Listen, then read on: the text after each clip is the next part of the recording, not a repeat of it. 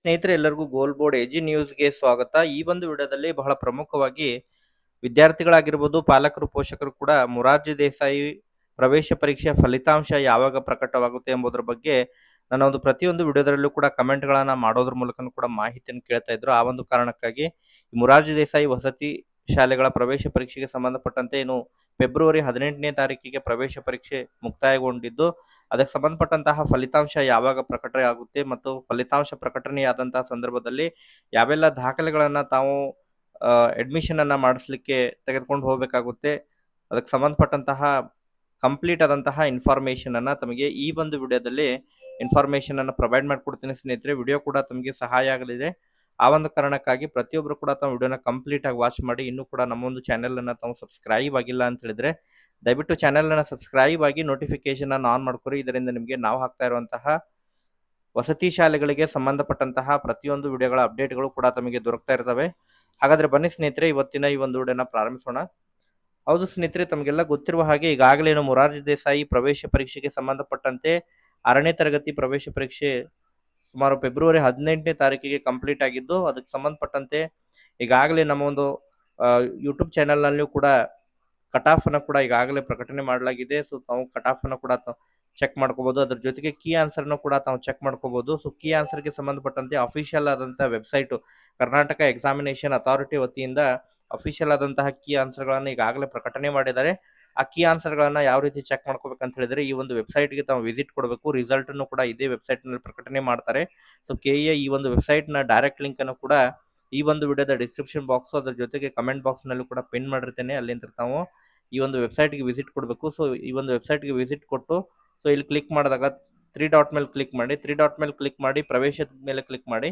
ಪ್ರವೇಶದ ಮೇಲೆ ಕ್ಲಿಕ್ ಮಾಡಿಕೊಂಡು ತಾವೆಲ್ಲಿ ನೋಡ್ತಾ ಇರುವ ಹಾಗೆ ಕರ್ನಾಟಕ ವಸತಿ ಶಿಕ್ಷಣ ಸಂಸ್ಥೆಗಳ ಸಂಘ ಪ್ರವೇಶ 2024 ಇದೆಯಲ್ಲ, ಇದ್ರ ಮೇಲೆ ಕ್ಲಿಕ್ ಮಾಡಿ. ಇದ್ರ ಮೇಲೆ ಕ್ಲಿಕ್ ಮಾಡಿದಾಗ ತಾವೆಲ್ಲಿ ನೋಡ್ತಾ ಇರುವ ಹಾಗೆ ಈಗಾಗಲೇ ತಾತ್ಕಾಲಿಕ ಕೀ ಉತ್ತರಗಳನ್ನ ಏನು ಪ್ರಕಟಣೆ ಮಾಡಿದ್ರು ಅದನ್ನ ತಾವು ಡೌನ್ಲೋಡ್ ಮಾಡ್ಕೋಬಹುದು. ಅದಾದ ನಂತರ ಮತ್ತೆ ಪರಿಷ್ಕೃತ ಕೀ ಉತ್ತರಗಳನ್ನ ಪ್ರಕಟಣೆ ಮಾಡಿದ್ದಾರೆ, ರಿವೈಸ್ಡ್. ಸೊ ಅದನ್ನ ಚೆಕ್ ಮಾಡಿಕೊಂಡು ತಮ್ಮ ಮಗು ಎಷ್ಟು ಅಂಕಗಳನ್ನ ಪಡೆದಿದೆ ಎಂಬುದರ ಬಗ್ಗೆ ತಾವು ಮಾಹಿತಿಯನ್ನು ಕೂಡ ಪಡ್ಕೋಬಹುದಾಗಿರುತ್ತೆ ಸ್ನೇಹಿತರೆ. ತಾವೆಲ್ಲಿ ನೋಡ್ತಾ ಇರುವ ಹಾಗೆ ಕರ್ನಾಟಕ ಎಕ್ಸಾಮಿನೇಷನ್ ಅಥಾರಿಟಿ ವತಿಯಿಂದ ಈಗಾಗಲೇ ಪರಿಷ್ಕೃತ ಕೀ ಉತ್ತರಗಳನ್ನ ಪ್ರಕಟಣೆ ಮಾಡಿದ್ದಾರೆ. ಸೊ ಆಲ್ರೆಡಿ ಏನು ಹಿಂದೆ ಕೀ ಉತ್ತರಗಳನ್ನ ಪ್ರಕಟಣೆ ಮಾಡಿದ್ದಾರೆ, ಅದರಲ್ಲಿ ಸ್ವಲ್ಪ ಚೇಂಜಸ್ ಇದಾವೆ. ವರ್ಷನ್ ವೈಸ್ ಕೊಟ್ಟಿದ್ದಾರೆ.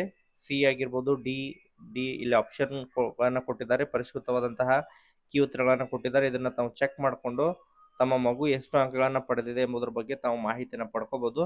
ಇದನ್ನು ಕೂಡ ನಮ್ಮ ಒಂದು ಟೆಲಿಗ್ರಾಮ್ ಗ್ರೂಪ್ ನಲ್ಲಿ ಕೂಡ ಇದನ್ನ ಅಪ್ಡೇಟ್ ಮಾಡಿರ್ತೀವಿ. ಸೊ ಟೆಲಿಗ್ರಾಮ್ ಗ್ರೂಪ್ ಕೂಡ ಈ ಒಂದು ವಿಡಿಯೋದ ಡಿಸ್ಕ್ರಿಪ್ಷನ್ ಬಾಕ್ಸ್ ನಲ್ಲಿ ಕೂಡ ಇರುತ್ತೆ ಲಿಂಕು, ಅಲ್ಲಿಂದ ಹೋಗಿ ತಾವು ಚೆಕ್ ಮಾಡ್ಕೋಬಹುದು.